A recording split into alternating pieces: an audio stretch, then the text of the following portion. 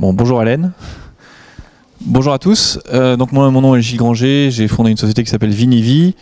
L'objectif d'aujourd'hui, c'est de venir échanger avec vous sur qu'est-ce qui se passe sur les avis. On sait que les avis, c'est un sujet qui vous intéresse ou pas.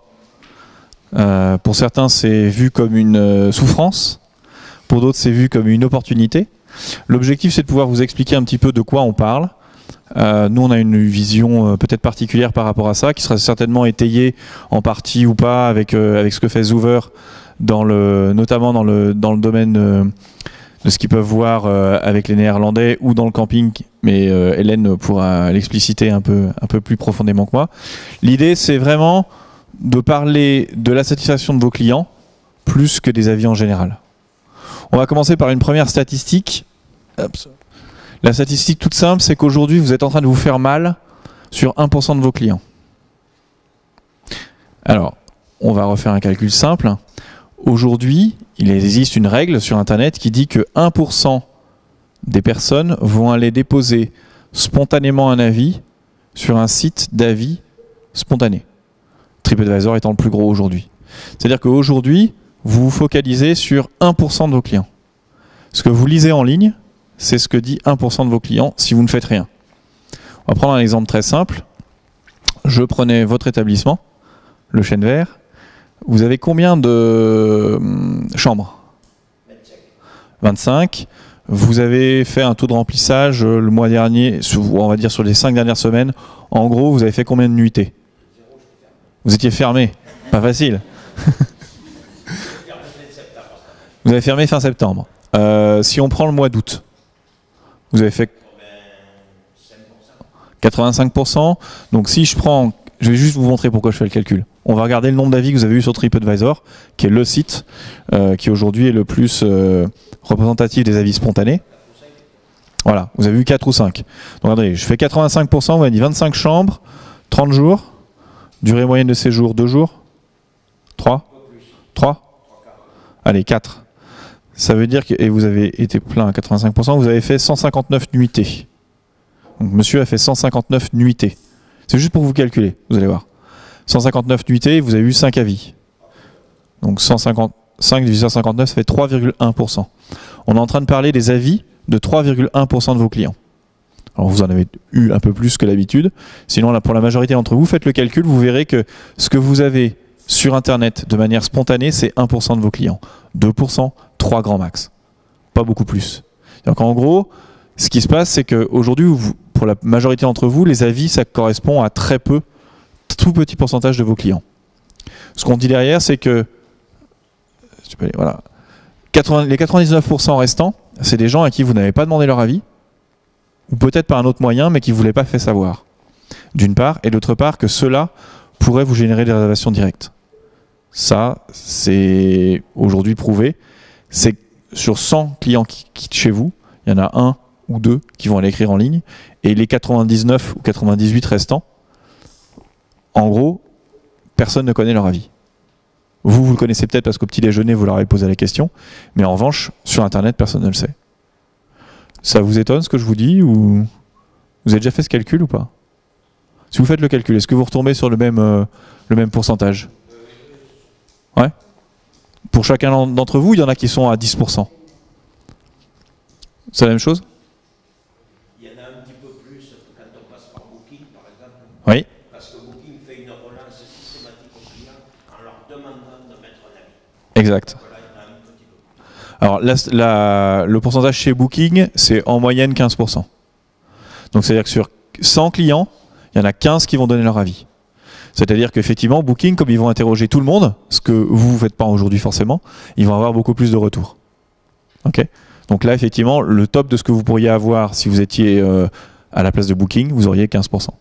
Donc à comparer avec le 1%. Est-ce que vous avez une différence entre ce que vous avez sur Booking et ce que vous avez sur TripAdvisor?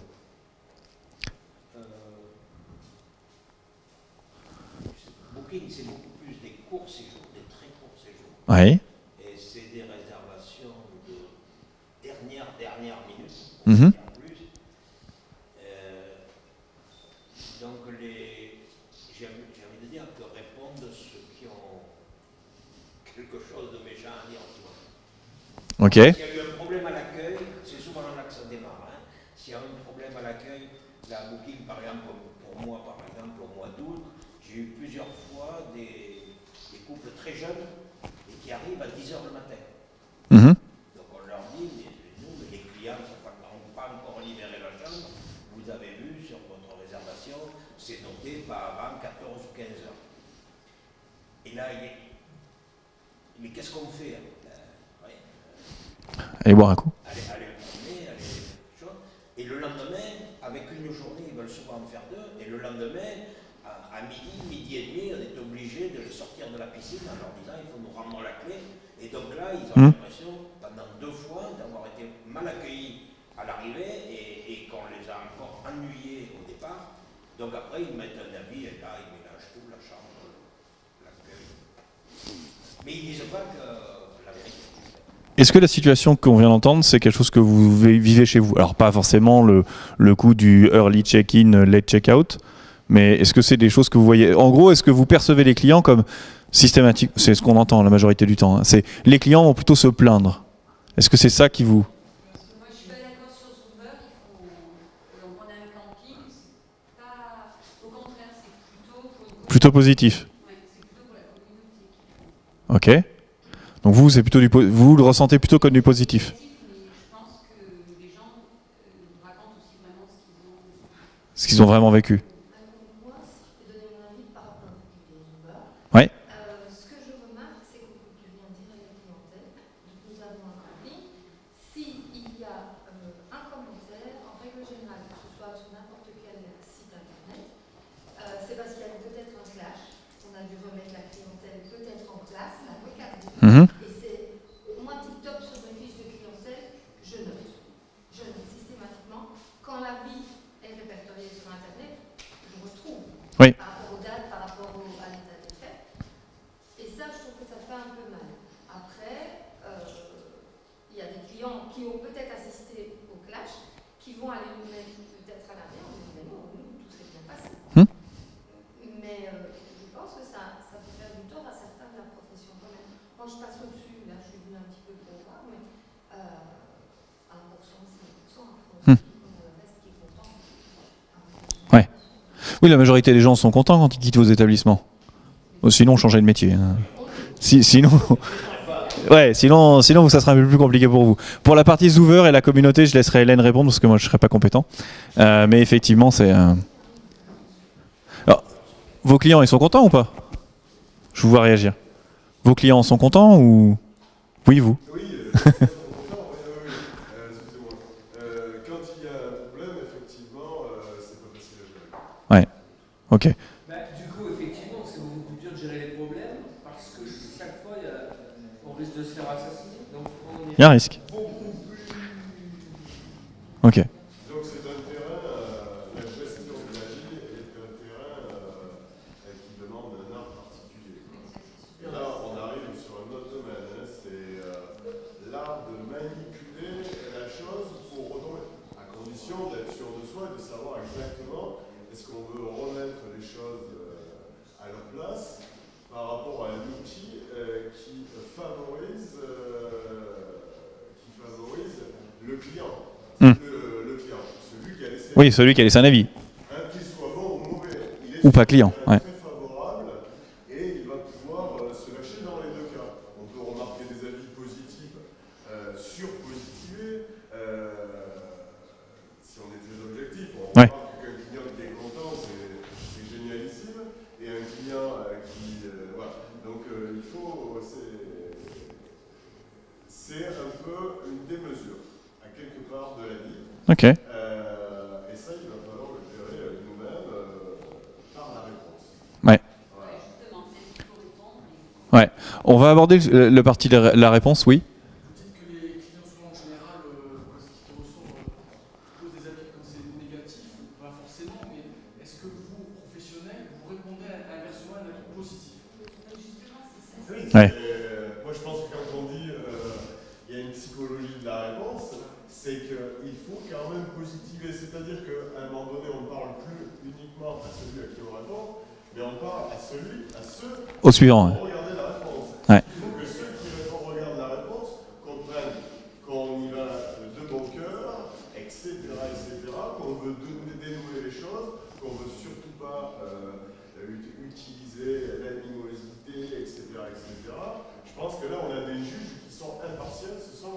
Ouais. C'est peut-être de montrer que problème, il y a ou il n'y a pas, mais c'est comment on répond au problème. Mmh. Et parfois le client qui va voir ce qu'a dit et qui va voir qu'il y a eu un problème, et il voit comment l'autorité professionnelle a répondu, ça va le rassurer en disant tiens, bah, exactement, on n'était pas content, Oui. son problème a été pris en compte, et du coup, aucune affaire n'existe avec 100% Hmm. de satisfaction. C'est pour ça que je dis, on parle surtout à ceux qui vont lire la réponse. Oui. Et je dirais presque beaucoup moins parce que, bon, moi j'ai une mauvaise réponse, je la connais, je l'ai débrouillée, je dirais. C'était stupide. Et puis, On va revenir sur les réponses tout à l'heure parce que justement, il y a un sujet qu'on a préparé là-dessus, c'est comment est-ce que vous pourriez répondre et en gros, est-ce qu'il faut répondre à tout, au positif ou au négatif? Bon, moi, ce que j'entends surtout, c'est que j'entends surtout du négatif là en fait. Vous êtes vraiment focalisé, mais c'est propre à tous les hôteliers que j'ai pu rencontrer un peu partout en France. Vous êtes vraiment focalisé sur le négatif. Quand on parle avis, généralement, là, on sent les gens se tendre. On sent une espèce de petite tension là. Et sur les moyennes sont toujours plus ou moins bonnes. Ouais. Donc c'est bien qu'il n'y a pas tant d'avis négatifs. Non. Objectivement. En majorité, 75-80% sont positifs. un élément très important, c'est que quand on veut se déplacer et qu'on veut consulter des avis, au début je regardais moi les meilleurs. Je ne regarde pas les meilleurs, je commence par le bas du panier. Voilà. Je commence par le pire, je me dis que là-dedans il y a des gens qui exagèrent, je remonte un peu, et si je retrouve des éléments cohérents, je me dis tiens, ce lieu, ce machin, cette prestation, elle est jolie, alors on merci. Ouais. Effectivement, on est d'abord tous des consommateurs avant d'être des professionnels. Alors, je propose qu'on avance un petit peu. Donc, nous, on a quelques convictions. Alors, vous allez voir qu'on va parler d'avis, mais finalement, pour nous, c'est un épouvantail, l'avis. Pourquoi? Parce qu'on va vous parler de Booking et de TripAdvisor, qui sont aujourd'hui en train de se faire des gigantesques tas d'informations sur vos clients. Ils sont en train de se constituer des fichiers clients que vous n'avez pas. Et au-delà des avis, finalement, ce qui est le plus important, c'est le client qui est derrière. Là, on est en train de parler d'avis, de réputation en ligne. Finalement, et ça fait partie de nos convictions, c'est qu'aujourd'hui, Booking et TripAdvisor sont en train de se faire des bases de données gigantesques de vos clients.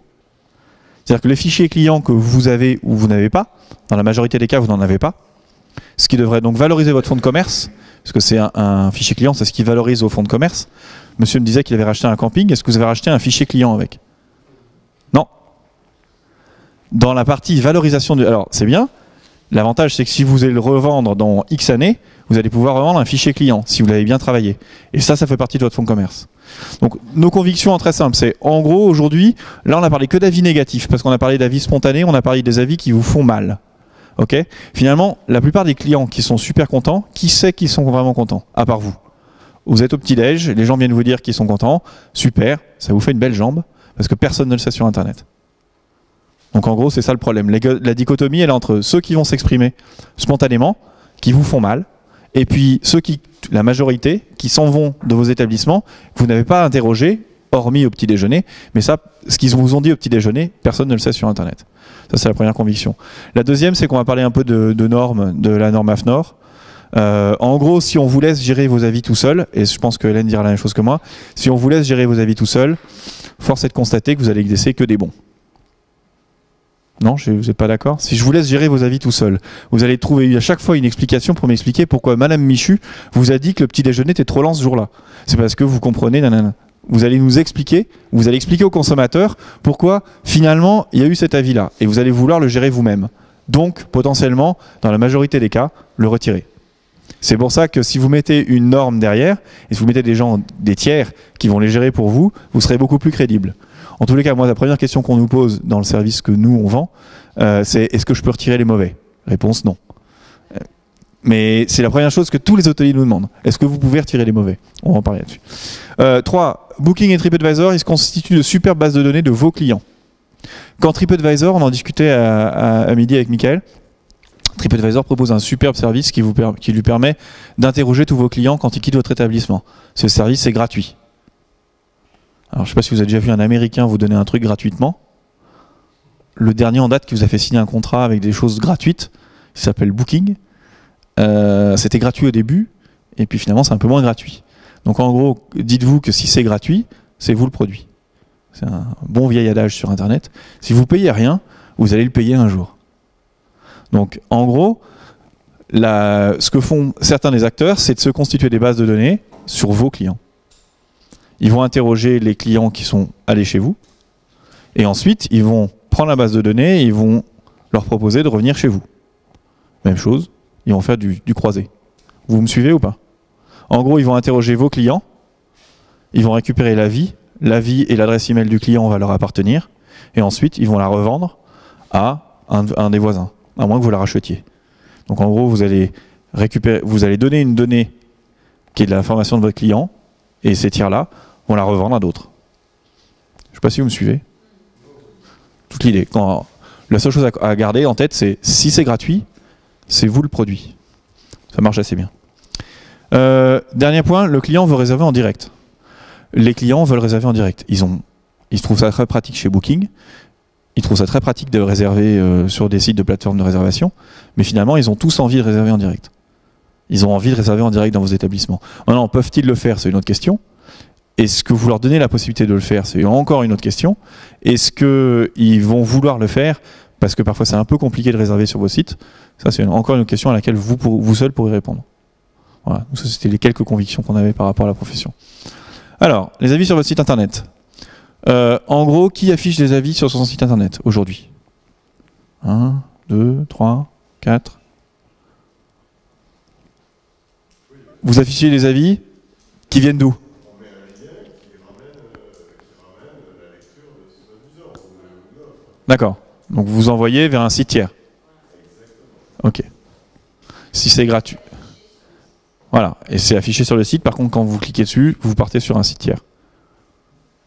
Qui est le site avec lequel on travaille pour nos réservations. Voilà. Et pas un site D'accord. Donc voilà. Quand c'est la réservation en ligne, effectivement, il reste dans le même univers. Maintenant, si vous allez vous sourcer avec des avis qui viennent de tiers, c'est pas forcément le cas pour tout le monde. On va reprendre Trip. L'objectif, c'est qu'ils retournent chez Trip pour qu'ils retournent chez Booking. Parce qu'ils sont bien d'accord. Donc finalement, la seule chose qui vous manque, c'est des avis sur vos sites. Comme les gens ne les trouvent pas sur vos sites, ce que vous disiez tout à l'heure, tout à fait exact, 83% des gens vont aller vérifier en ligne s'ils trouvent un avis. S'ils n'en trouvent pas, qu'est-ce qu'ils font? Enfin, on est des consommateurs, nous tous. Vous ne le trouvez pas, vous allez taper le nom de l'établissement sur Google, vous allez regarder la liste de tous les sites qui vous sont proposés avec le nom de cet établissement. Une fois que vous avez regardé tous les différents sites, vous allez cliquer sur celui qui vous propose des avis, vous allez aller sur le site qui vous propose des avis, vous allez les lire, et puis en bas, il y a écrit « Cliquez ici pour réserver ». Vous allez, en tant que consommateur, vous allez réserver dessus, et vous allez oublier le site internet direct. Si les gens font bien leur travail, c'est exactement ce qui se passe. Vous ne leur donnez pas ce qu'ils veulent. Nous, en tant que consommateurs, quand on ne trouve pas ce qu'on veut, on va aller les chercher tout seul. Vos clients, ils font pareil. Comme ils ne trouvent pas ce qu'ils veulent, ils vont chercher sur un tiers, sur un autre site, ils sont juste à un clic, et ils vont aller chercher l'information, et ils vont aller réserver potentiellement avec cet autre site. C'est le métier de tous ces sites. Vous voyez un peu l'idée? Voilà. Il va sur les sites des distributeurs. Alors, on va passer ensuite sur la réponse. Alors, sur l'environnement, ça vous aviez des remarques? Oui, si on peut revenir sur ce Ouais. affichage des avis, justement,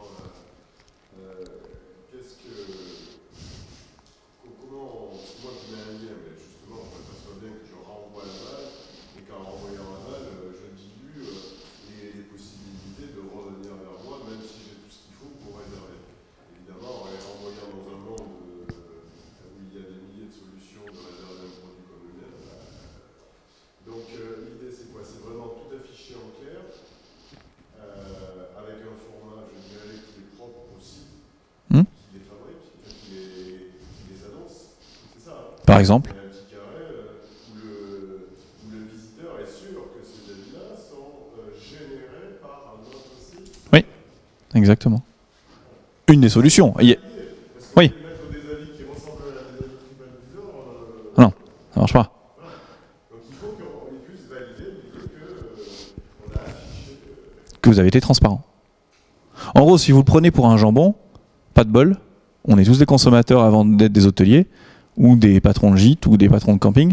Si vous le prenez pour un jambon et que vous essayez de lui expliquer un truc que ça va être des super avis et que ça va être complètement bidonné, il va aller sur un autre site où il va trouver ce qu'il cherche.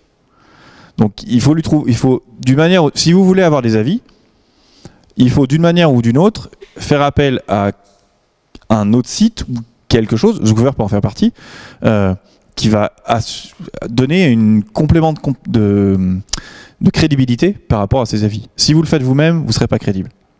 C'est juste que vous ne serez pas crédible. Non ?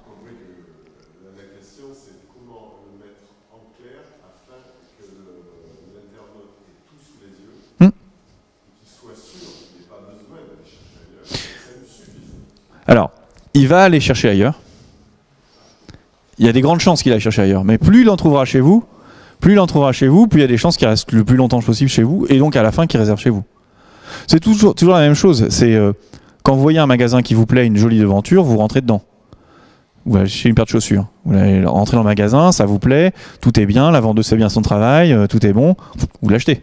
Enfin, vous la vendeuse ou le vendeur, je ne voudrais pas faire de sexisme. Vous l'achetez.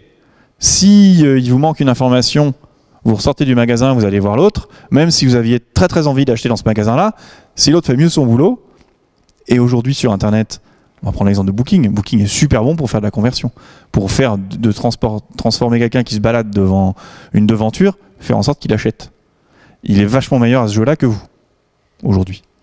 Donc si vous le faites sortir du magasin, il va aller à côté, il va aller regarder la paire de chaussures, qui est peut-être le même prix. Sauf qu'il y a des grandes chances qu'il finisse par l'acheter là-bas, parce que le vendeur est bien meilleur que vous. Pas parce qu'il est plus intelligent, juste parce qu'il fait que ça. Donc il faut juste arriver à lui donner un maximum d'informations. Vous ne serez pas aussi parfait que les autres, mais en revanche, plus vous allez lui donner l'information, plus vous allez renforcer votre crédibilité, mieux vous convertirez.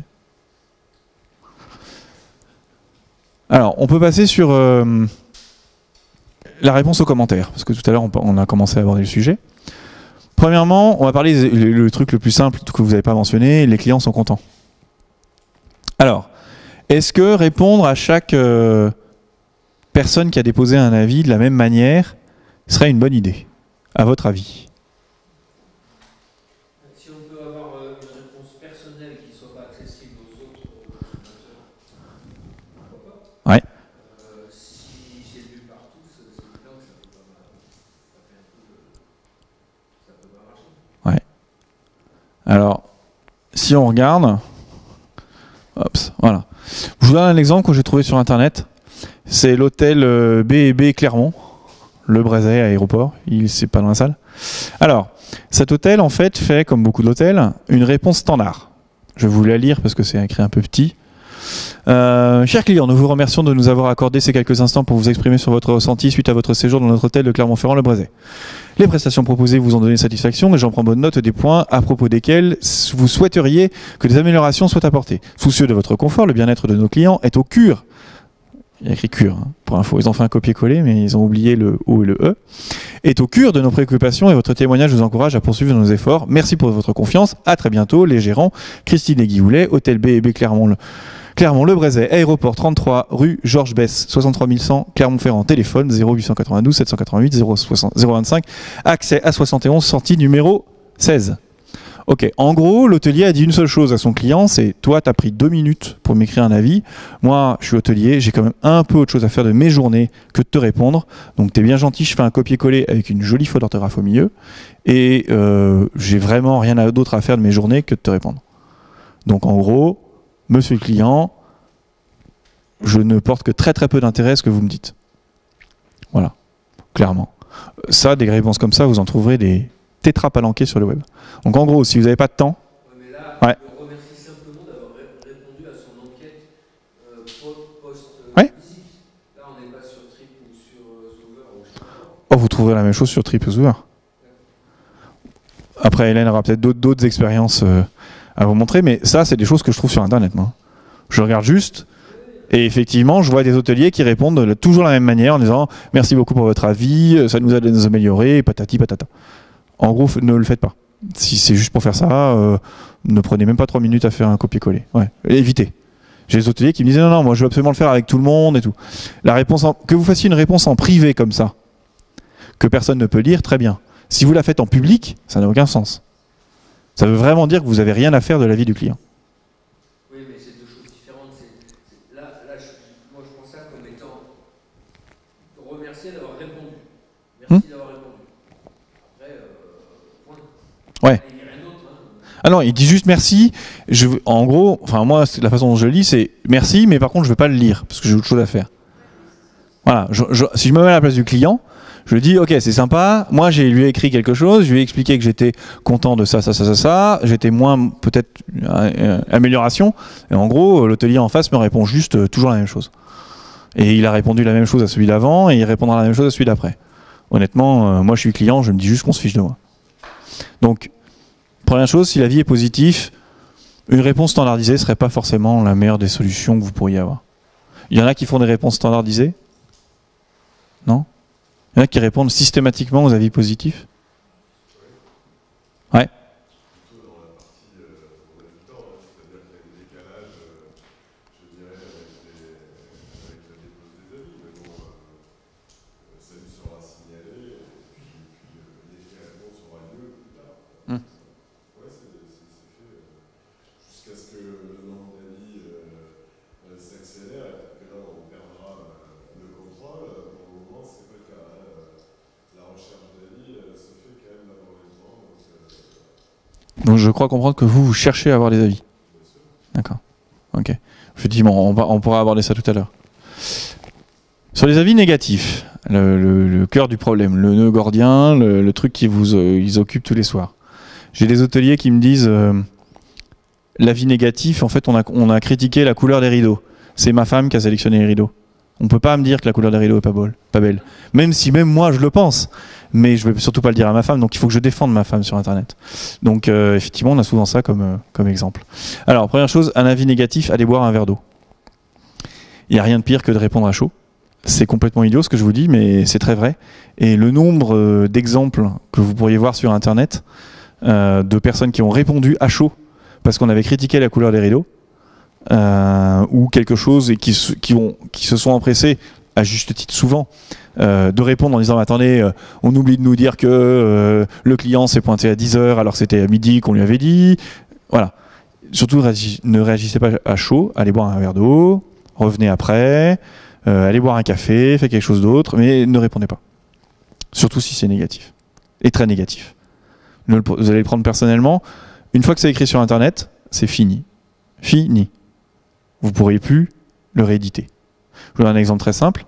Un directeur d'hôtel dans un resort dans l'océan Indien me racontait l'histoire suivante. Il était en train de recevoir des tour opérateurs et des agents de voyage un soir. Il était à la table. Vous avez déjà reçu des tour opérateurs et des agents de voyage. Vous savez très bien que il va falloir dérouler le tapis rouge, mettre les petits plats dans les grands, sortir tout l'alcool que vous avez. Bref, il faut leur cirer les pompes. C'est ce qu'il a fait, c'est son boulot.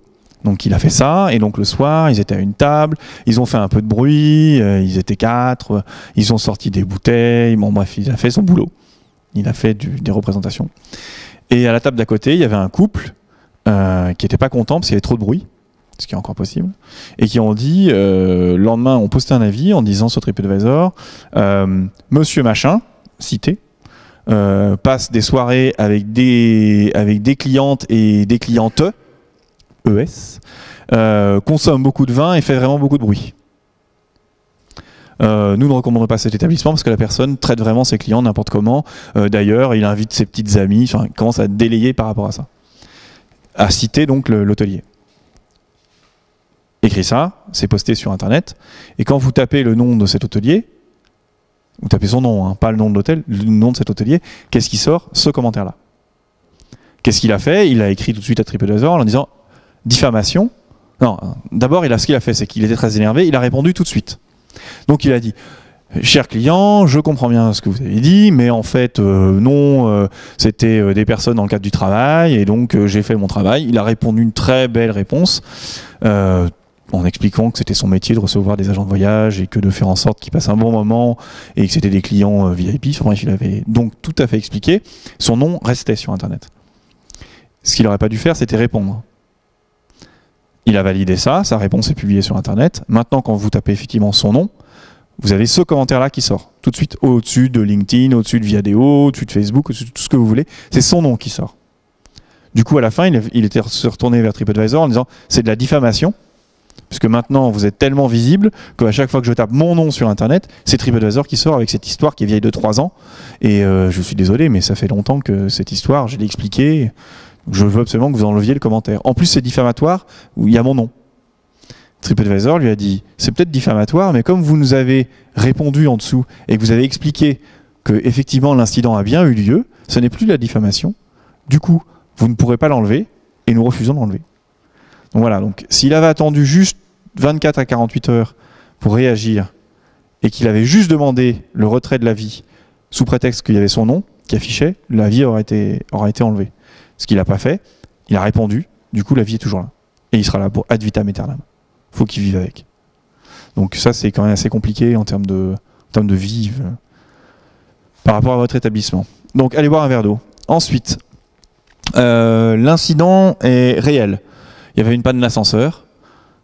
Vous reconnaissez la panne d'ascenseur. Oui, effectivement, l'ascenseur était en panne ce jour-là, où la moitié des sanitaires fonctionnaient pas. Oui, effectivement, on a eu tel problème, on est désolé, on vous rassure, ça a été corrigé. Donc, premier point, c'est vous vous excusez, vous expliquez juste... Ah, panne de Wi-Fi. Alors, s'il y a une panne de Wi-Fi, vous dites juste oui, effectivement, on a changé de fournisseur. D'ailleurs, vous avez raison. Cher monsieur, vous avez raison de signaler ça. D'ailleurs, on a eu le problème de manière récurrente. Du coup, nous avons changé de fournisseur et nous sommes à même de pouvoir vous accueillir et vous proposer tout le Wi-Fi que vous voulez de la meilleure manière possible. Donc, en gros, vous cachez pas le petit doigt. Vous dites juste, c'est arrivé. Ok, on a pris des actions et du coup, maintenant, ça fonctionne de nouveau. Finalement, vous écrivez pas, comme on disait tout à l'heure, vous écrivez pas pour la personne, vous écrivez pour les suivants. Donc là, c'est le premier cas. Deuxième cas, alors ça vous est déjà arrivé. Une personne écrit un avis sur votre établissement. Il y a eu, je sais pas, panne de chauffage dans sa chambre, il a fait très froid. Et vous l'avez délogé, et vous l'avez mis dans une autre chambre, vous l'avez upgradé, vous l'avez mis dans une suite, ou vous l'avez changé d'emplacement, je sais pas. Et comme il est quand même particulièrement revendicatif, voilà, il a laissé un avis, mais il n'a pas dit que vous aviez fait un geste. Marrant, il a oublié cette partie-là. Ça arrive. Ça vous est jamais arrivé? Ouais, voilà. Donc celui-là, à part avoir envie de lui mettre des baffes, il n'y a pas grand-chose que vous pourriez faire. Il veut revenir l'année suivante. C'est bien ça. Finalement, il n'a pas été si déçu que ça. Et l'année suivante? Voilà. Ah. Ah oui, c'est comme ça, vous. Ah oui. Ouais. J'ai fait la même preuve. Il m'a mis 3 avis sur des avis sur 3 sites. Donc je lui dis. Alors qu'on avait tout fait. Mais j'ai pas répondu tout de suite parce que j'ai pas l'habitude de répondre. C'est pour ça que je suis à cette réunion parce que je voudrais savoir. Alors dans ce cas-là, ce que vous pouvez faire, c'est vous allez mettre un soupçon d'hypocrisie dans votre réponse. Il faut bien la tourner. Encore une fois, c'est après avoir bu le verre d'eau et avoir laissé passer un peu de temps. Vous lui dites juste, absolument, il y a eu un problème, mais vous l'avez peut-être oublié. Nous avons bien procédé au remboursement de votre chambre, ou nous avons bien fait ce que vous nous demandiez, et nous espérions que cela aurait suffi à votre grand plaisir, cher monsieur. Espèce d'ingrat, ça vous l'enlevez. Vous pouvez l'écrire, ah oui, est-ce que vous pouvez aussi l'écrire une première fois, vous défoulez-vous bien, ensuite vous le supprimez, et comme ça vous l'aurez écrit au moins une fois. Je rigole, c'est tout à fait exact. Quand quelqu'un vous a vraiment énervé, vous écrivez l'email, vous le traitez d'insanité. Surtout, vous mettez pas son nom dans le destinataire.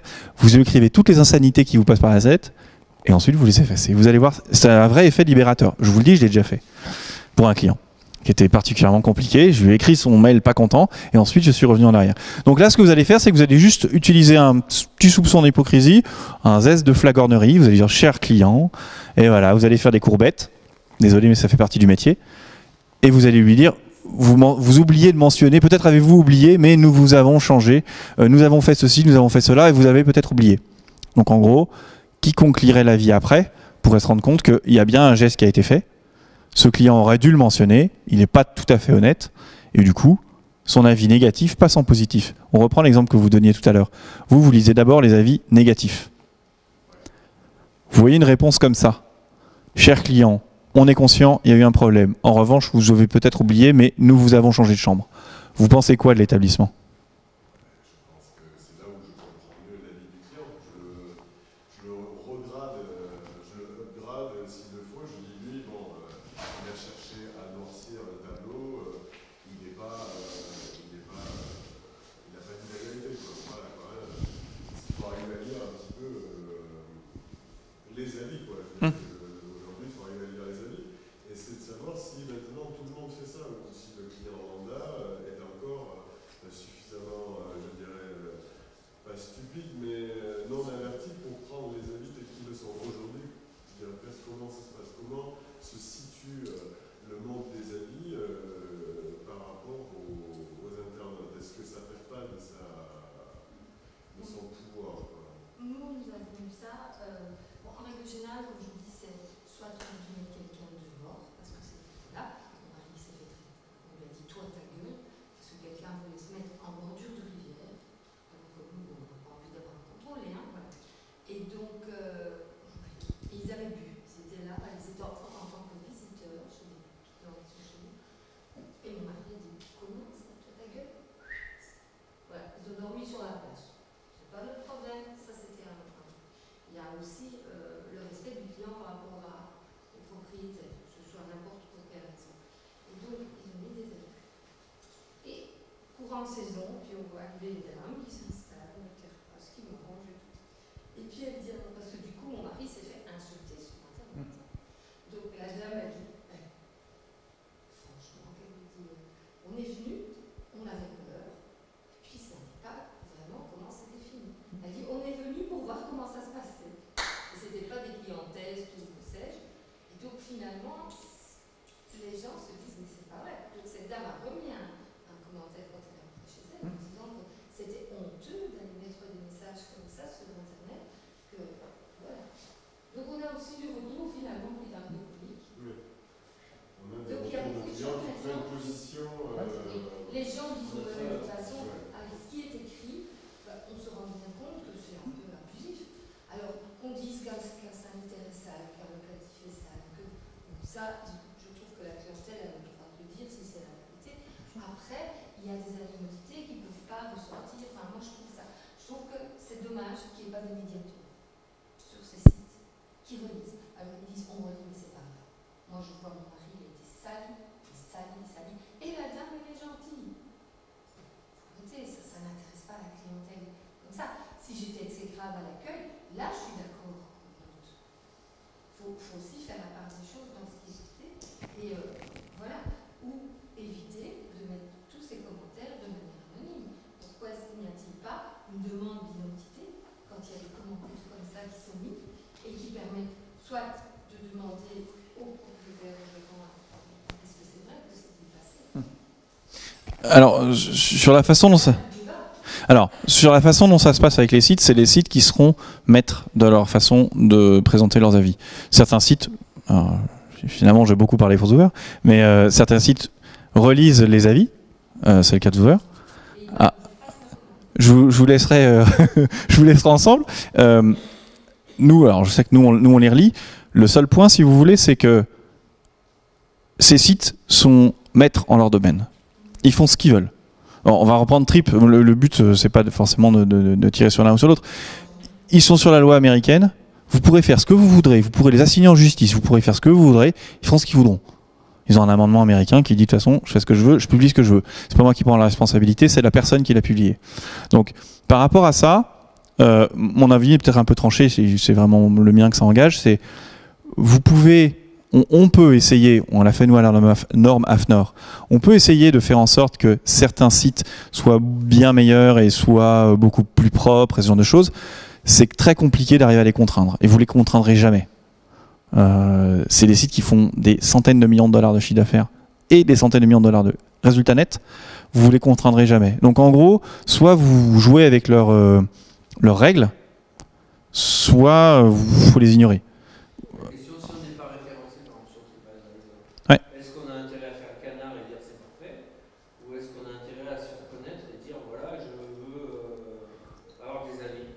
Alors, il y a un proverbe égyptien qui dit ne mords pas la main qui te nourrit. Et il y en a un autre qui dit on peut parler de moi un peu partout, plus on parlera de moi, en bien ou en mal, plus je serai connu. Voilà. Mais voilà. Donc, ce que je veux dire, c'est que moi, si vous n'y êtes pas déjà, inscrivez-vous. C'est de la visibilité gratuite. Moi, j'ai des hôteliers qui sont sur Booking juste pour la visibilité. Ils ont ouvert une chambre. Une chambre. Ils sont sur Trip, ils ont peu d'avis. Ils sont sur plein de sites. C'est de la visibilité gratuite. Inscrivez-vous, ça vous coûte rien. Après, il faut savoir que, encore une fois, si c'est gratuit, c'est vous le produit. Donc, il y a un moment où quelqu'un va demander du pognon. C'est aussi si bête que ça. Je ne vais pas dans votre hôtel m'asseoir, manger le dîner, et puis je vais partir le lendemain matin sans payer. Ça n'existe pas. Toujours, à un moment ou à un autre, vous allez payer. Et quand on en met qu'une, elle est mieux vendue. En plus. Booking dit dernière chambre. Voilà. Ça, c'est vrai sur Booking. Vous avez un établissement avec 5 avis et un établissement avec 100 avis, et la pertinence n'est pas la même. Donc, dans le cadre du consommateur, vous avez 5 avis positifs ou 100 avis, dont 90 positifs et 10 négatifs, ça n'a pas le même poids. Donc, le consommateur, il a quand même cette intelligence de se dire voilà, il y a eu un certain nombre de clients, même s'il y a des avis qui sont pas forcément qui sont anonymes, la masse fait qu'à un moment donné, si on ressort 90-95% d'avis positifs, on peut commencer à faire confiance vu le nombre d'avis.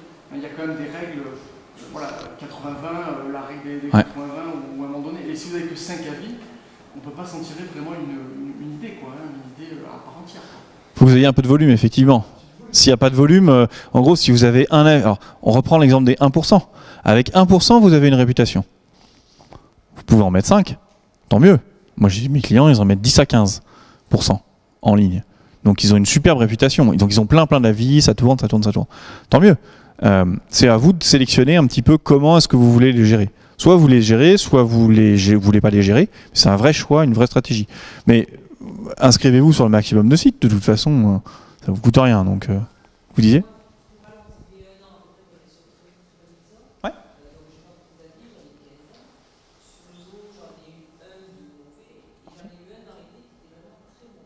Il a été enlevé par TripAdvisor. J'ai jamais répondu à aucun avis, ni les positifs, ni les négatifs. Ils peuvent l'enlever, moi j'ai bien demandé. Il a été supprimé. Ouais. C'est eux qui l'ont enlevé. Ouais. Mais les sites ont tous des équipes de modération, ils ont tous des algorithmes. Nous, on est partenaire des TripAdvisor, donc on sait très bien comment ils fonctionnent. Ils ont leurs équipes qui sont complètement indépendantes, et si tout d'un coup ils voient qu'il y a eu des personnes qui ne font que donner et déblatérer sur plein d'établissements et en encenser un autre et qu'ils ont un soupçon de fraude, ils vont les supprimer. C'est très compliqué, par contre, d'aller. On revient par rapport à ça. C'est leurs règles, c'est pas les vôtres. Donc, soit vous allez avec leurs règles, et vous les connaissez et vous arrivez à les contourner ou faire en sorte que ça fonctionne bien, ne trichez pas, c'est le grand point, ne trichez pas. Mais en revanche, si vous suivez les règles, il n'y a pas de raison que ça ne marche pas. Votre cas est assez étonnant parce que généralement, pour retirer un avis chez eux... D'accord.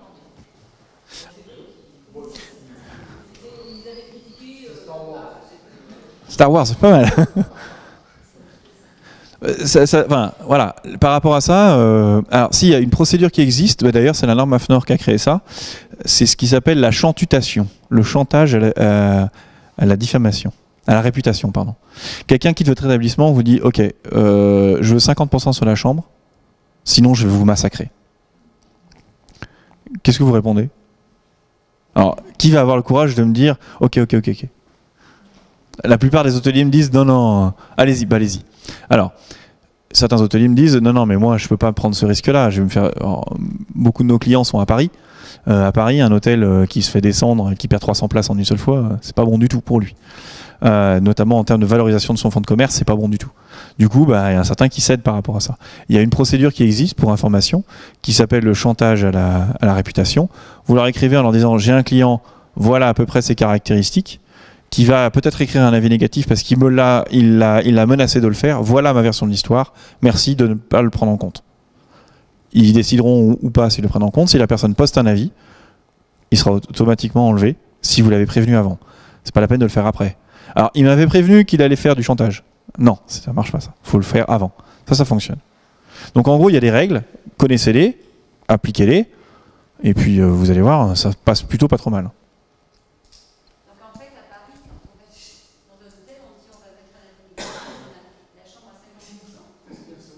Il y a des établissements. Non mais je rigole pas, il y a plein d'établissements à Paris, à Cannes. J'étais à Cannes il y a pas très longtemps.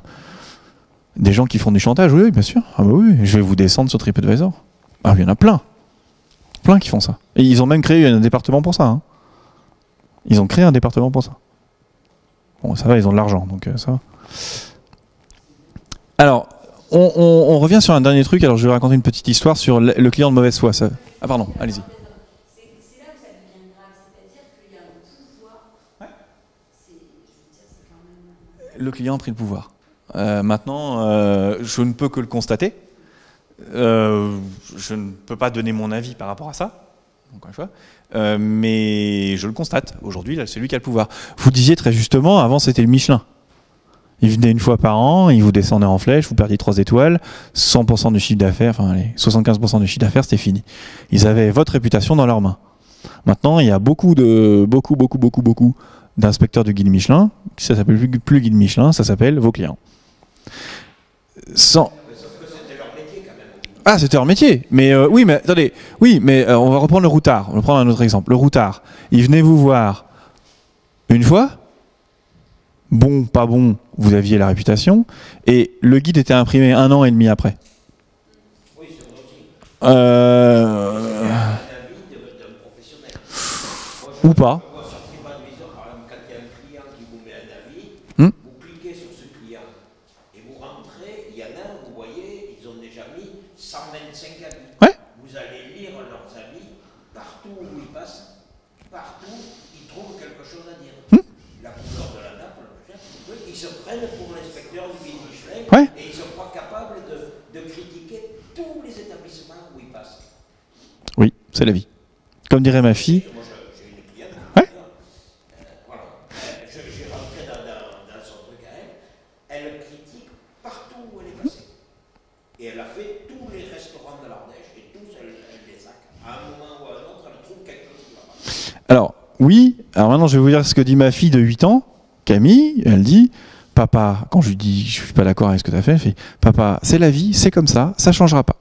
Et je vais vous faire la même réponse, parce que je suis obligé de faire la même, alors ça m'énerve quand elle me le dit, donc c'est rétrospectivement ça doit être pareil. Et oui, mais c'est comme ça. Et sur Facebook, ils vont en plus dire que c'est eux. Vous parliez tout à l'heure de l'identité des gens. Sur Facebook, ils vont vous dire, je suis allé dans tel hôtel, c'était dégueulasse. Et ils vont vous le dire avec leur nom. Donc la question de l'identité, suivant les sites, elle va être plus ou... Sur Google+, c'est pareil. C'est une vraie identité d'une vraie personne. S'il vous descend, il vous descend. Sauf qu'avec TripAdvisor, ils prennent des pseudos. Oui. Et on arrive des fois, moi ça m'est arrivé, à avoir un avis de la même personne avec 2 pseudos. Ah oui. Ah, ils vous aiment pas. Mais ça dépend. Parce qu'il peut écrire une première fois en vous encensant, en vous félicitant. Bon, je vais vous expliquer. C'est un confrère hôtelier. Il est venu au printemps et donc il a mis un avis sur Internet. Il m'a dit, oh, bah, en partant, il m'a dit, je te mettrai un avis parce que bon, j'avais beaucoup de temps à lui consacrer. C'était au printemps, c'était calme. On a parlé de profession, de machin, de trucs. Je lui ai offert un cadeau. Voilà, ça s'est bien passé. Je te mettrai. Vous l'avez acheté? Je te mettrai un avis. Moi, je te donnerai. Parce que c'est un fanat un petit peu de ce genre de truc. Il a mis un avis super et il est revenu repasser une nuit en plein mois d'août. Là, j'avais plus de temps à lui consacrer, donc je l'ai traité comme un client normal. Voilà. Là, au printemps, c'est vrai que je l'avais surclassé, je lui avais donné une chambre mieux, j'en avais de dispo, je lui avais donné. Et au printemps, je l'ai traité comme un client normal. Bonjour, au revoir, merci, excusez-moi, mais j'ai pas de temps. Voilà. Et il a payé le prix normal. Et il a pris un autre pseudo et il m'a cassé. J'ai écrit à TripAdvisor. Je leur ai dit, regardez ce monsieur, il utilise différents pseudos. D'ailleurs, avec le deuxième pseudo avec lequel il m'avait cassé, c'est avec ce pseudo qu'il se mettait des bons points dans son propre hôtel. À ça, TripAdvisor, ils n'ont pas apprécié, ils l'ont supprimé. Ils ont des règles, il faut les connaître. Vous avez utilisé leurs règles. Mais bon, d'un côté, c'est la vie de tous les jours. Est-ce que je sais pas si c'est toujours votre ami, mais... Ah voilà, vous l'avez vu. Non, voilà, il y a des règles, c'est des sites, il y a des règles. Donc, oui, on peut le regretter. Voilà. Papa, c'est comme ça, c'est la vie, ça ne changera pas. Ah oui, voilà. Voilà. Est-ce qu'on peut équilibrer ce jeu par exemple, de Ouais. TripAdvisor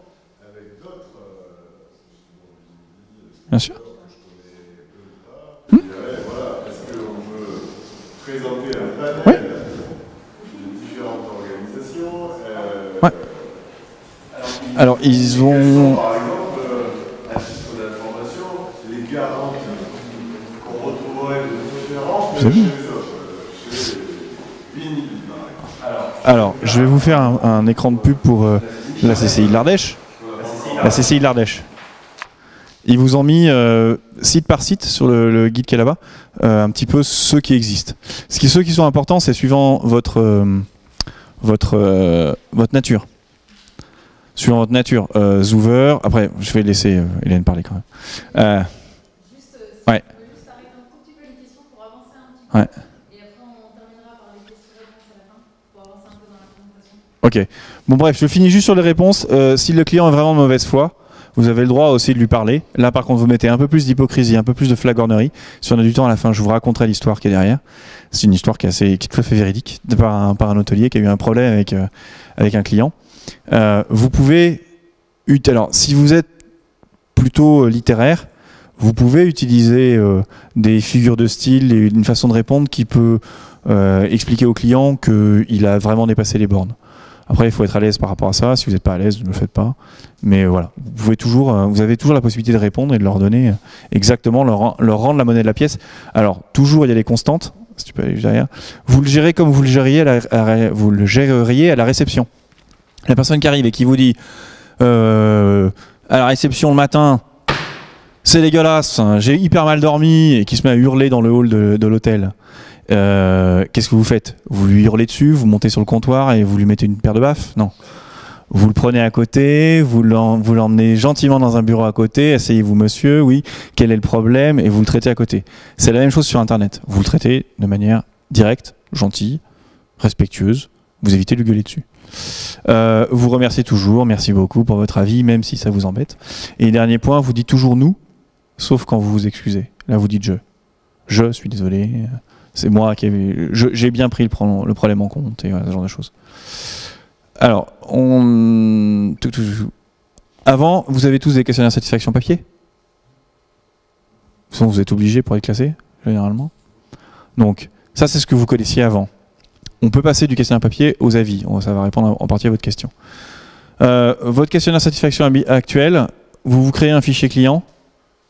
On a vu que ce n'était pas tout à fait le cas. Vous pouvez très bien utiliser un questionnaire de satisfaction, mais qui, au lieu d'être papier, va être sur Internet. Et ensuite, vous allez le diffuser. Nous, c'est notre métier. Ce qu'on peut faire, c'est que, en ayant un questionnaire de satisfaction, vous allez pouvoir faire en sorte que 99% de vos clients s'expriment enfin, les envoyer sur différentes plateformes, Google, Trivago, Holiday Check, Zoover, plein d'autres, et donc gérer votre réputation. C'est-à-dire qu'en gros, soit vous laissez les autres gérer, soit vous gérez en direct. Nous, c'est ce qu'on fait.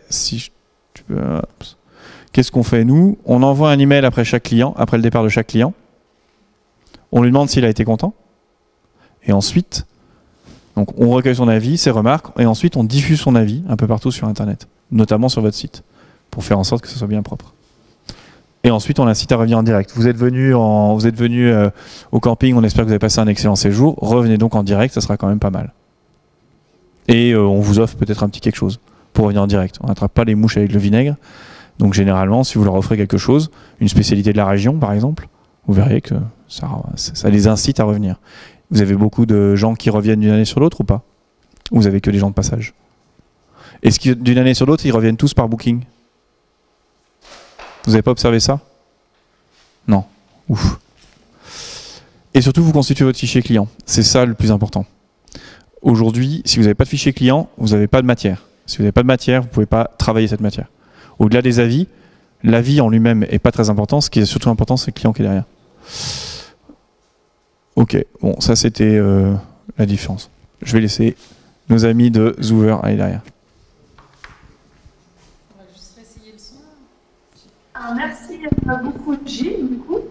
C'était très intéressant donc cette notion de réponse aux avis voyageurs, parce que c'est vraiment ce qu'on essaie de faire comprendre, c'est que le droit de réponse est vraiment un élément indispensable. Il y a une manière de répondre, jamais répondre sous un coup d'énervement. Même si on sait que le client il a tort, parce qu'il y a des clients qui sont abusifs, il y a des clients qui vont exagérer sur quelques points, ça arrive souvent. Mais il y a cette manière de répondre, de prendre en compte donc l'avis, de toujours remercier, dire qu'on a pris en compte l'avis, qu'on va essayer d'arranger dans le futur ce qui s'est mal passé. Après, si vous êtes vraiment pas d'accord avec ce qui est dit, vous avez le droit de donner votre opinion sans jamais bien sûr insulter le client, comme lui n'a pas le droit non plus de vous insulter. Et ça, donc à Zoover, on est très vigilant sur ça. C'est pour ça que tous les emails qu'on reçoit donc des propriétaires, on les lit. On essaye au maximum de répondre. Si parfois il y a un doute sur le fait que ce client a vraiment résidé dans votre hébergement, on met donc en pause l'avis, on le bloque, et on envoie donc une demande de preuve d'hébergement, donc nom, prénom, facture, date de séjour. Et si bien sûr on n'a pas de réponse sous 7 jours de la personne, donc on supprime directement l'avis. J'aimerais en fait tout d'abord savoir si des personnes parmi vous connaissent déjà Zoover, si vous en avez déjà entendu parler, et si peut-être peut-être que parmi vous des personnes ont reçu donc le Zoover Awards. C'est un prix que l'on décerne en fait chaque année depuis 2011. Donc aux propriétaires d'hébergement, donc en fonction du nombre d'avis que vous aurez récolté et de la note globale. Donc si Zoover, ça vous dit quelque chose ou pas? Globalement. Partager globalement les campings. Les campings, je connais. Après les autres activités, pas forcément. Les campings peut-être, ouais. Parce que c'est vrai que... Ceux qui connaissent pas Zoover. Il y en a la moitié qui ne connaissent pas. La moitié qui ne connaissent pas, d'accord. Parce que c'est vrai que Zoover, donc on est situé donc aux Pays-Bas, à Utrecht. Nous sommes très très forts sur la collecte d'avis voyageurs donc en Allemagne et aux Pays-Bas. Il faut savoir que les Néerlandais voyagent énormément en France parce que les Néerlandais adorent le camping. Donc Zoover est très basé camping. Ensuite, on a tout ce qui est chambre d'hôte. Et après, tout ce qui est resort, donc tout ce qui est par exemple Pierre et Vacances, Yellow Village, par exemple aussi, donc ça qui est sur les campings. Donc peut-être ce qu'on peut faire, c'est qu'on peut lancer la présentation du coup que je vous ai envoyé. Ouais, c'est bon.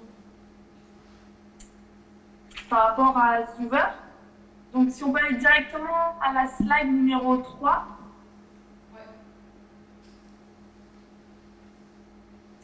Ouais. Donc en fait, Zoover a été créé en 2004. Quand on a ouvert en 2004, on a ouvert donc des bureaux donc aux Pays-Bas, Allemagne, France, Espagne, Italie, Turquie, Suède. C'était donc une stratégie d'expansion, on va dire. Maintenant, donc la plupart de ces bureaux sont fermés, sauf donc en Espagne, à Madrid, où j'ai toujours donc une partenaire qui est. Parce que la nouvelle stratégie de Zoover, en fait, c'est de en fait garder toutes les compétences donc au siège social, donc aux Pays-Bas. Zoover fait partie du groupe allemand Tomorrow Focus, Tomorrow Focus qui a donc plusieurs grandes marques, notamment Holiday Check, qui est partenaire de donc Vivi.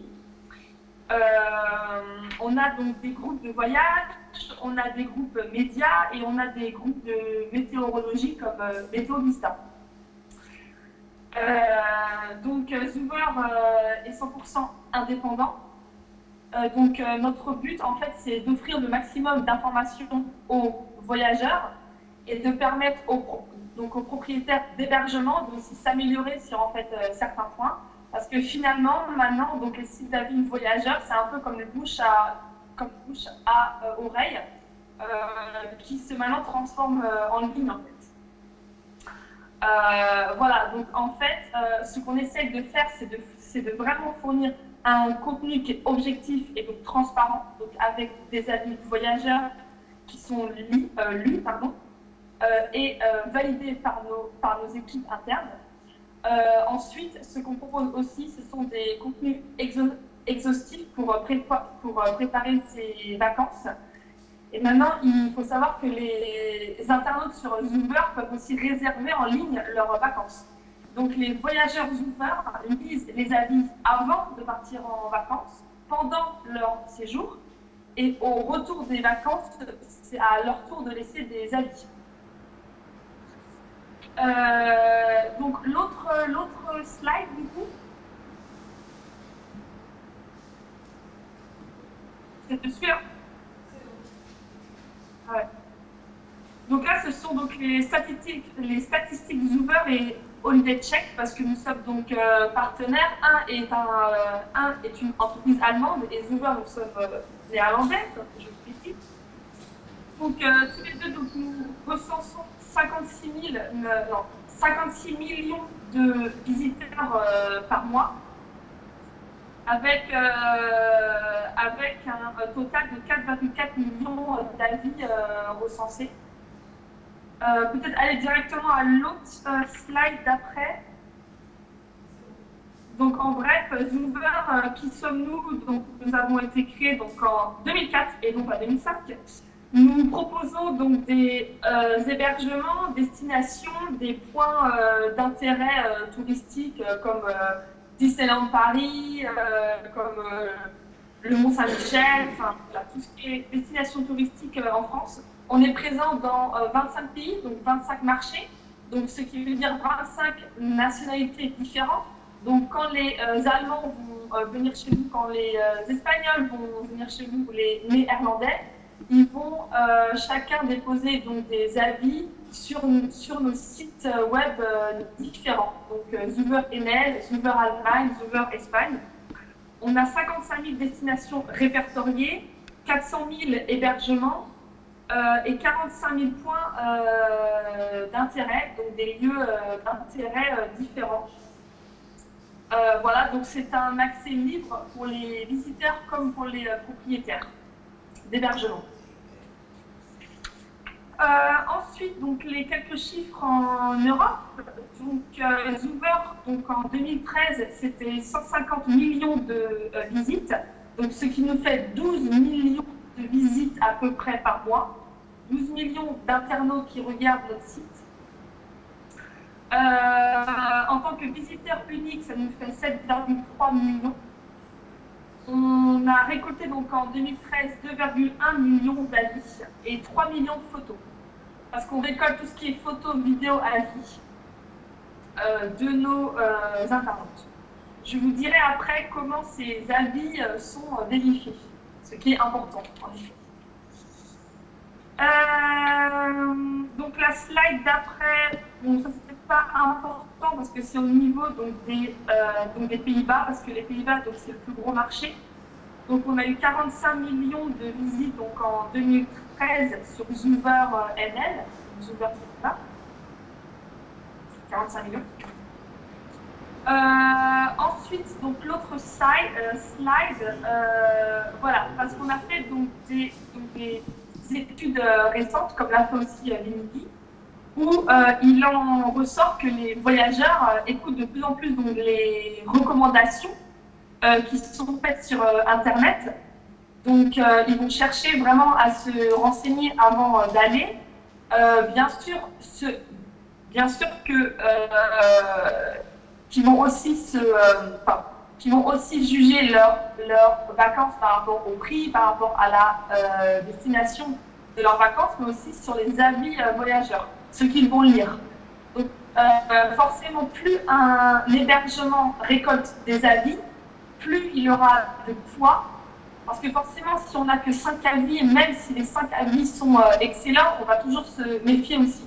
Alors qu'un hébergement qui aura une quarantaine, cinquantaine d'avis, positifs, négatifs, ça va généralement plus jouer en la faveur donc, du propriétaire, même s'il a une note globale entre 7, 8 et pas 10, on va prendre plus confiance. Ça, c'est important aussi. Voilà. Après, viennent en compte bien sûr l'expérience personnelle de l'individu, les conseils d'une agence de voyage physique, et ensuite donc, les catalogues gratuits, brochures que peuvent fournir donc, les agences de voyage ou les tours opérateurs. Si on peut passer à l'autre vignette, donc on peut voir en fait que donc, le profil des utilisateurs Zoover par rapport donc, à son âge, 38% des personnes auront entre 35 et 48 ans.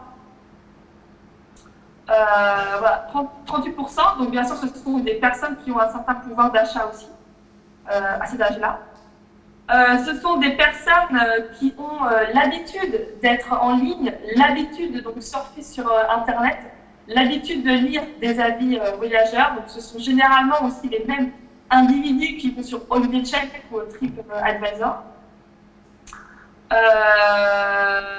Et ce sont des personnes qui ont l'habitude de faire des achats en ligne aussi. Donc, ce sont généralement des profils actifs et non pas passifs ou inactifs. Ce sont vraiment des personnes qui cherchent à se renseigner sur leurs vacances et qui ont confiance en Zoover et qui prennent Zoover comme un tiers de confiance pour leurs vacances.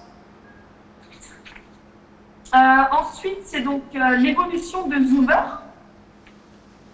Donc bon, là, c'est pas réellement le plus important. Voilà, c'est juste pour voir que Zoover, depuis 2005 et jusqu'à aujourd'hui, a ouvert plusieurs sites internet. Donc maintenant, on en est à 25. Donc presque le nombre de pays européens. Nous sommes à 28. Et là, nous sommes à 25 marchés. Ensuite, donc les chiffres en France en 2013. Donc, on a eu aux alentours de 11 millions de visites donc en 2013. Forcément, le nombre de visites s'accroît à partir du mois de mai, avril-mai, donc quand les gens commencent à chercher pour réserver donc, leurs vacances d'été. Et on a 8 millions donc, de visiteurs uniques en 2013. C'est quand même pas mal.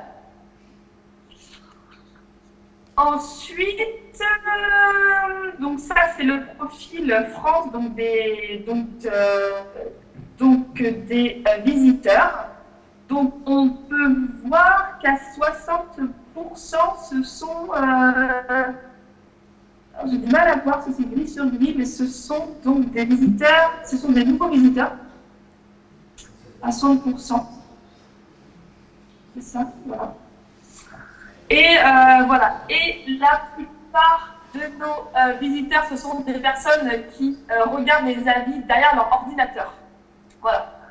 Donc, à 68%, nos clients sont ceux qui utilisent leur ordinateur personnel et non pas encore tablette ou alors téléphone mobile. L'autre slide, bon, c'est un petit peu pareil qu'au niveau international. Donc, on ne va pas s'y attarder, hein, c'est vraiment sur la recommandation et le bouche à oreille et les avis en ligne.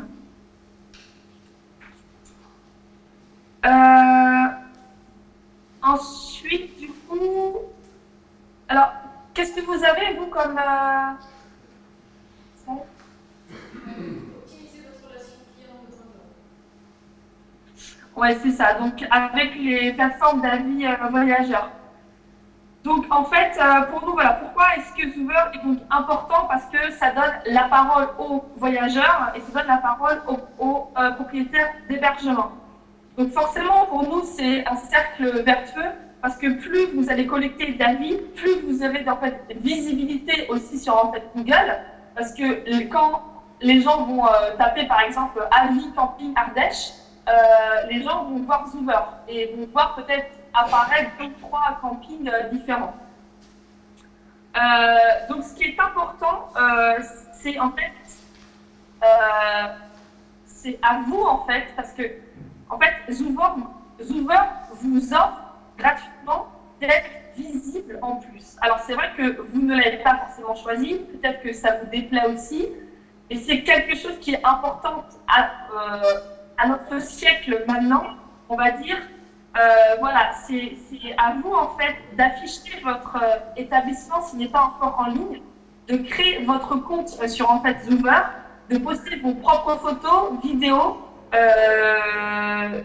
d'inciter par en fait Facebook, Twitter, par les réseaux sociaux, même si on le rappelle, c'est devenu important. Même si vous avez un nouvel avis qui a été posté sur en fait Zoover, c'est important de le dire sur votre plateforme sociale. C'est important aussi, par exemple, quand vous avez vos clients qui ont qui ont passé soit juste un cours en week-end chez vous, ou alors une semaine entière. Ce que vous pouvez faire, par exemple, c'est imprimer sur vos factures le logo Zoover, dire que vous êtes présent sur en fait Zoover, que ce serait agréable qu'en plus qu'ils vous disent physiquement qu'ils ont apprécié votre séjour, que même le partage sur votre page Zoover, qui vous donne une note, qui donne une note à votre établissement, qui donne une note s'il y a une piscine, qui donne une note sur la rénovation. Voilà, ça c'est important aussi d'encourager donc vos visiteurs à poster un avis sur Zoover. Et c'est pour ça que nous, on vous envoie aussi gratuitement donc du matériel promotionnel. Donc on envoie donc des cartes avis voyageurs, donc en plusieurs langues, français, anglais, néerlandais, et que vous pouvez laisser sur votre comptoir. Et là, donc les visiteurs se servent, connaissent peut-être déjà Zoover, et donc vont se dire ah oui tiens Zoover, allez, je laisse donc je vais laisser donc un avis quand je vais rentrer chez moi de vacances. Ou on laisse aussi donc des flyers et des posters à mettre à disposition de votre hébergement. Et c'est important pour eux aussi de voir que vous êtes mobilisés, que vous êtes présents en ligne et que vous faites vous aussi votre nécessaire, même si c'est un travail en plus pour vous aussi. Ça, on le conçoit très bien. C'est aussi prendre du temps pour lire les avis, répondre aux avis. C'est aussi donc un travail supplémentaire, mais qui, sur long terme, vous apportera plus que si vous n'étiez pas en ligne. Et malheureusement, c'est un peu l'obligation de nos jours, comme l'a imposé TripAdvisor ou comme l'a imposé Booking. Voilà, c'est de faire son réseau en ligne et d'être visible. Et c'est important, quel que soit. Même que ce soit négatif ou alors positif, être visible, maintenant, c'est la clé en fait, aujourd'hui. Donc, comment marche la vérification des avis? Moi-même et deux autres personnes de Zoover, donc on reçoit quotidiennement des mails de propriétaires d'hébergement qui nous disent voilà, donc cet avis il est scandaleux, il est faux, est-ce que vous pouvez vérifier? On le fait, on vérifie. On a trois sortes en fait, de vérification. Première, c'est les outils internes, donc c'est tout ce qui est IP, donc c'est l'adresse IP d'un ordinateur. Si cette adresse IP va être répétée 2 ou 3 fois, on va considérer que l'avis est forcément suspect, qu'une personne a utilisé le même ordinateur pour laisser des avis avec des pseudos différents. Parce que aussi, donc, les visiteurs doivent respecter notre charte. Donc la charte Zoover veut dire que c'est un avis par famille. C'est pas le père, la mère, l'enfant laisse 3 avis différents pendant leurs vacances, que ce soit positif ou que ce soit négatif. On va aussi vérifier par rapport aux cookies des ordinateurs. Si on détecte qu'il y a plusieurs cookies venant du même ordinateur, on va aussi suspecter comme frauduleux cet avis. Donc on va aussi le supprimer ou le mettre en pause jusqu'à ce qu'on obtienne une réponse de l'utilisateur. Après, on a des campings qui sont aussi partenaires en fait. On a des campings qui vont faire appel à une autre entreprise. Par exemple, un de nos partenaires est Guestap. Guestap, c'est une entreprise qui est nantaise. En fait, Guestap fournissent donc une application sur iPad. Ils vont en fait fournir l'iPad, ils vont le mettre donc à disposition dans le camping et ils vont mettre leur application en ligne. Et donc là, le visiteur pourra en fait laisser un avis directement pendant son séjour en fait grâce à Guestap. Donc Gestapo va premièrement vérifier aussi l'avis. Il va savoir que l'avis est vrai, réel, parce que posté via son application. Donc ça, c'est déjà une preuve de vérification via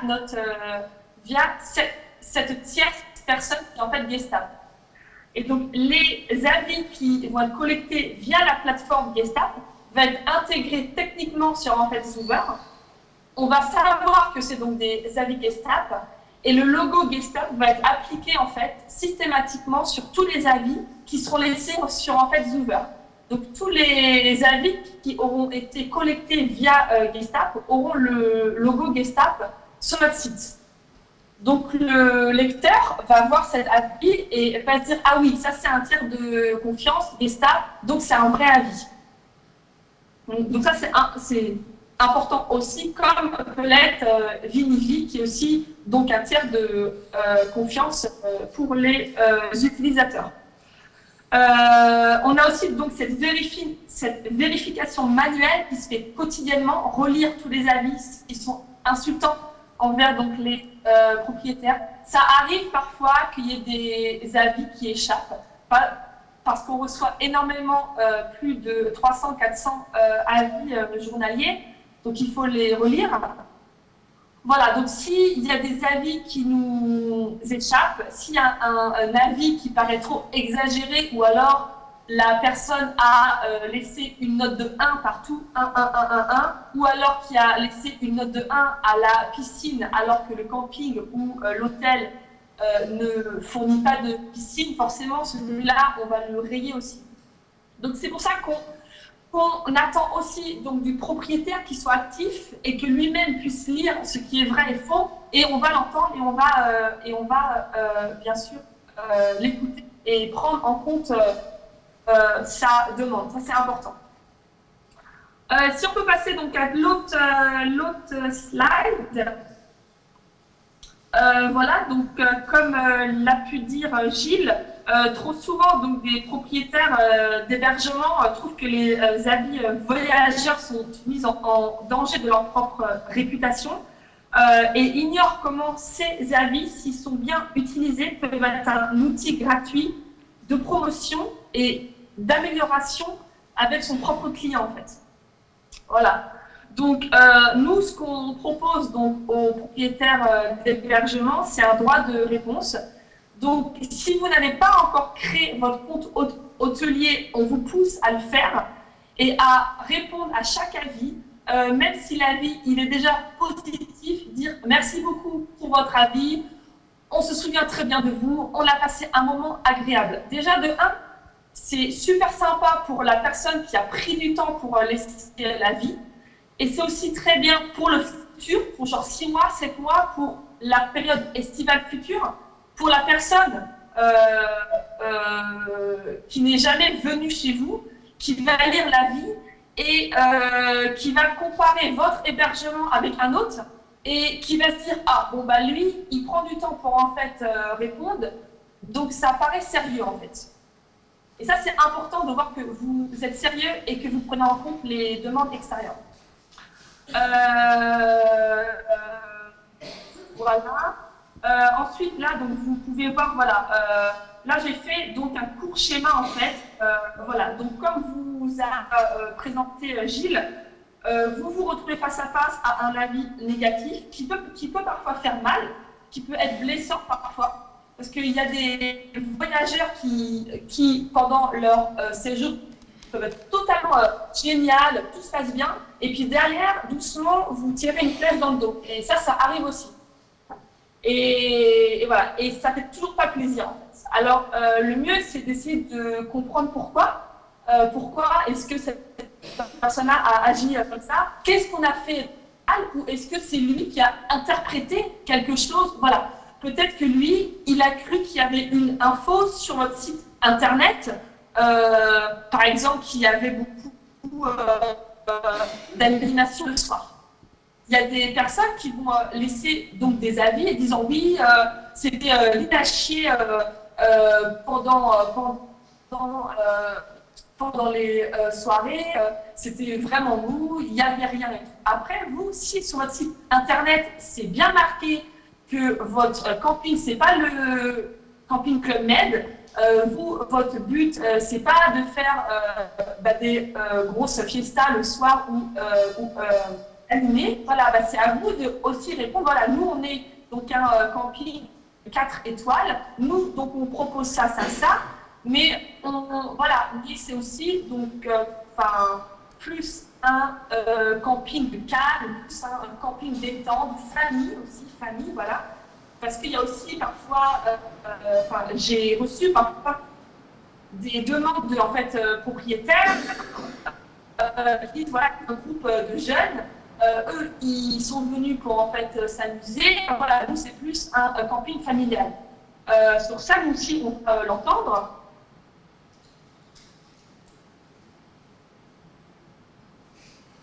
C'est pas le temps qui vous êtes ennuyé.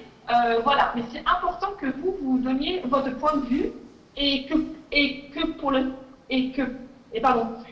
les personnes qui lisent la page Zuber, qui sont intéressées par venir chez vous, je suis floue, voilà. Pour les gens qui sont intéressés donc de venir chez vous, puissent lire vos réponses. C'est important. Donc c'est important de prendre en compte l'avis, d'améliorer les points négatifs, ce qui va augmenter donc la satisfaction client. Et ensuite, finalement, cet avis négatif va se retourner en avis positif. Du fait que vous aurez répondu, peut-être que la personne qui a laissé l'avis va se dire « Ouais, c'est vrai, je suis bête, pardon ».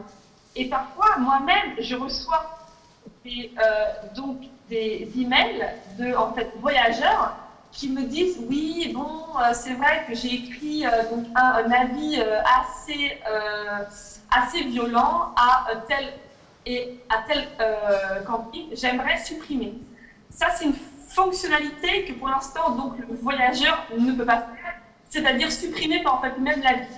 Ça, c'est que nous en fait. Donc, il nous arrive qu'on a donc des emails de personnes qui en fait s'en veulent un peu, qui ont été trop loin et qui veulent supprimer cet avis. Donc, dans ce cas-là, on supprime l'avis, il n'y a pas de problème, si c'est une demande du voyageur. Si on peut passer à l'autre diapo. Nous avons donc décerné donc, des Zuber Awards. On a envoyé donc à certains hôteliers donc, des packs avec donc, des certificats, avec des stickers à poser sur donc, les portes. Donc ça, ce sont donc des outils promotionnels auxquels on pousse vraiment donc, les hôteliers à mettre en avant. Voilà, parce que ça fait toujours de la pub gratos et je veux dire, Zuber, on est quand même connu dans le milieu. Ça fait 7 ans que l'on existe sur le marché français. Les gens connaissent maintenant la marque Zuber. C'est aussi notre travail à nous de nous faire une réputation sur le marché donc, du tourisme. Donc en fait, vraiment, c'est Zuber, TripAdvisor et Holiday Check qui sont donc les plus connus sur le marché donc, des avis voyageurs. Donc on a voulu vraiment remercier donc, les propriétaires d'hébergement pour le travail qu'ils ont fait. Donc on leur a envoyé donc, des packs promotionnels.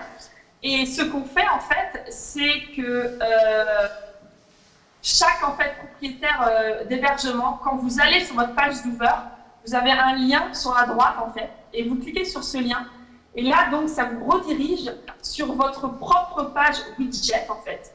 Donc que vous ayez eu un prix Zuber ou non, vous avez donc des widgets hôteliers avec soit votre prix, soit votre note, soit le nombre d'avis que vous avez.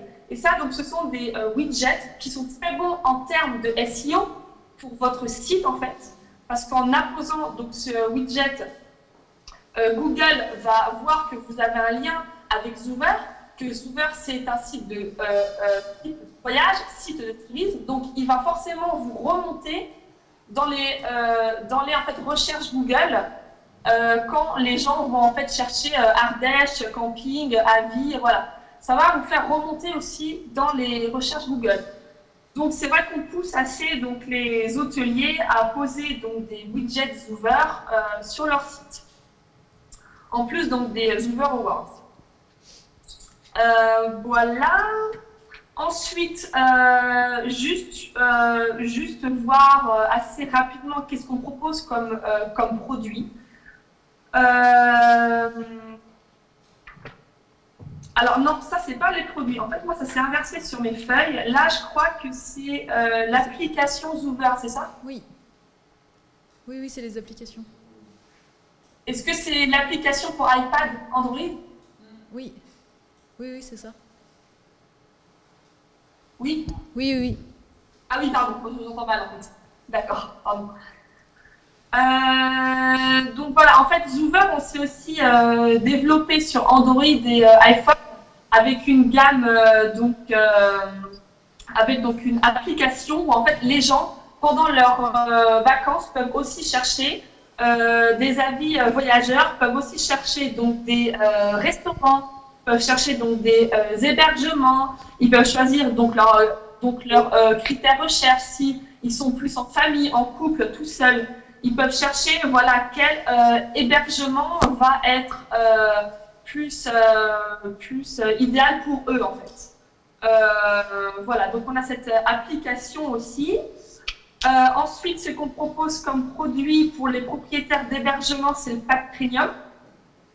Donc le pack premium, ça permet de créer donc une bannière qui va bouger. Et en fait, sur cette bannière, vous pouvez, alors par exemple, parce qu'en fait, donc le pack premium, donc c'est valable 1 an, et ça permet de mettre en avant votre établissement sur en fait Zoover. Ça permet d'insérer un lien direct cliquable qui en fait, quand l'internaute clique sur le lien, donc ça redirige en fait sur votre site internet, bien sûr si vous en avez un. Et ça permet aussi sur cette bannière qui va donc bouger en fait, de mettre votre offre promotionnelle. Par exemple, voilà, vous pouvez vous pouvez dire par exemple que vous offrez donc un discount de 10% si les personnes réservent pendant le mois de mai par exemple. Donc ça c'est une bannière que les internautes vont voir sur votre page. Et c'est aussi donc une bannière qui sera mise aléatoirement sur nos 25 sites web en fait. Donc ça vous offre une meilleure visibilité. Ensuite, ce qu'on propose aussi, donc la slide d'après, c'est le Zoover Ad Shop. Donc en fait, ça c'est à vous, par exemple, de vous dire, ok, par exemple, pendant une semaine, du 10 au 17 avril, je veux être visible, je veux être en première destination Rhône-Alpes.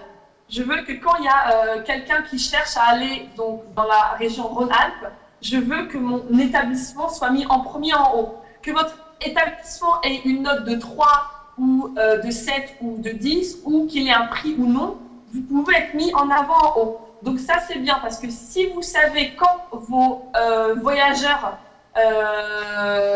cherchent à aller en vacances donc en Ardèche, vous pouvez vous mettre en avant en fait. Et donc voilà. Et donc en fait ça c'est ce qui est bien, c'est que c'est un outil que vous gérez vous-même. Vous cliquez le nombre de jours auxquels vous voulez être mis en avant et vous voyez donc le prix en fait, le prix de la journée ou le prix de la semaine ou le prix pour un mois, combien ça va vous coûter pour être mis en avant. Ça c'est important aussi et en fait c'est très bien aussi pour pouvoir cibler les voyageurs néerlandais. Parce que en fait 50% donc de nos voyageurs sont néerlandais qui vont en France. Et on sait très bien que généralement les néerlandais restent entre néerlandais et lisent beaucoup d'avis voyageurs. Ensuite, la slide d'après, bon ça c'est parce qu'on propose aussi de faire de la syndication. Donc par exemple, si vous connaissez Mr Camp ou alors Thomas Cook ou Camping numéro 1, Camping & Co, donc ce sont donc nos partenaires. Et en fait, eux collectent des avis directement. Donc si votre camping, il est affilié par exemple à Mr Camp, Donc les voyageurs peuvent laisser directement des avis voyageurs de votre établissement sur un Mister Camp. Et ce sera intégré sur notre propre plateforme en fait, de collecte. Ensuite, donc la slide d'après, donc on a beaucoup de partenariats CPC, parce que bien sûr, comment Zoover donc, se rémunère? On se rémunère par tout ce qui est publicité, donc bannière publicitaire sur un autre site. Et on se rémunère aussi grâce aux agences de voyage et aux tours opérateurs comme Thomas Cook qui vont en fait intégrer leur marque sous des destinations ou hébergements. Et quand bien sûr l'internaute va en fait cliquer sur en fait Thomas Cook, on va rémunérer Thomas Cook entre 25 centimes, 30 centimes, 40 centimes au cliquant. Donc ça, ce sont donc nos partenariats payants en fait CPC. C'est juste pour vous donner une vision globale en fait de comment on se rémunère aussi. Donc là, je crois que la slide, c'est à peu près, c'est à propos de Météo Vista. Oui, c'est ça. Voilà. Donc en fait, ce qui est bien en fait, et notre plus qu'on a, et notre différenciation avec TripAdvisor par exemple, c'est que Zoover, c'est aussi Météo Vista. Et donc Météo Vista a été créé pour fournir en fait donc la météo à nos voyageurs. Donc Météo Vista, c'est donc un site en ligne donc de météo, et on a aussi développé donc une application sur iPad et sur téléphone, et on a aussi intégré le temps, donc la météo sur Zoover. Donc c'est pour ça que les personnes qui vont aussi chercher donc à partir en Rhône-Alpes ou Ardèche, ils vont voir aussi en temps réel donc la météo, et peuvent aussi cliquer pour voir donc la météo qu'il fera sur 2 semaines, donc à plus 15 jours. Donc ça, c'est un point positif qu'on a aussi en plus sur Zoover. Et donc on fournit gratuitement différents types de widgets que vous pouvez aussi intégrer sur votre site internet. Donc ce sont des widgets qui informent sur la météo donc en temps réel, donc la météo en Ardèche. Donc globalement, j'espère que vous avez un temps assez satisfaisant, je pense quand même. Donc c'est assez positif normalement. Donc ça c'est fait pour Météo Vista, qui fait partie de Zoover. Ensuite, ça c'est une petite slide donc, qui n'est pas très importante, c'est sur le display, donc c'est pour vous montrer aussi donc, la manière on se rémunère. Donc parfois, on va donc avoir donc des partenaires sur notre site internet comme Canon ou comme d'autres marques téléphonie ou marques de vacances qui vont vouloir faire de la pub sur Zoover. Parce que vu qu'on a un trafic assez important, donc les grandes marques cherchent de la visibilité. Donc on fait du display aussi. Ensuite, donc ça ce sont donc nos partenaires. Il y a des partenaires que l'on connaît tous comme Pierre et Vacances, Thomas Cook, Olivier Scar, Camping & Co, Guestat qui est un partenaire maintenant sérieux depuis 2 ans. Voilà, donc la plupart de nos partenaires camping. Voilà globalement, et je voulais en fait juste faire un petit mot par rapport à l'Ardèche du coup, parce que donc j'ai fait donc des petites recherches chiffrées sur en fait Zoover, et donc en 2013 le nombre de requêtes qui a été fait en fait pour la destination Ardèche, et donc pas Rhône-Alpes, Ardèche, donc on avait 1 million 1 100 000 recherches en 2013, et en 2014 on était à 1 400 000 recherches Ardèche. Donc c'est toutes recherches confondues, donc c'est tout, c'est vraiment tout camping, hôtel, Ardèche en fait. Donc en 2014, donc l'année n'est pas encore finie, mais bon, il reste plus que maintenant 2 mois. Il y avait donc 1 400 000 recherches pour l'Ardèche. Voilà. Et ensuite, au niveau des comptes hôteliers qui ont été créés, alors, au niveau donc, des régions, donc la première région en fait qui remporte le prix des comptes hôteliers, on va dire, c'est la Provence-Alpes-Côte d'Azur.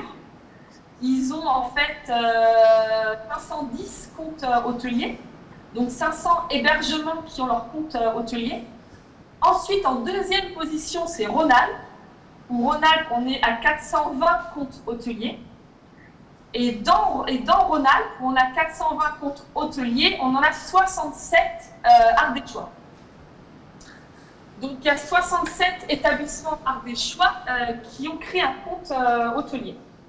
Voilà. Et ensuite, au niveau des régions, on a le Languedoc-Roussillon, ensuite Aquitaine, Midi-Pyrénées, Pays de la Loire, qui ont 320 comptes hôteliers, Bretagne, Poitou-Charentes, Auvergne, etc.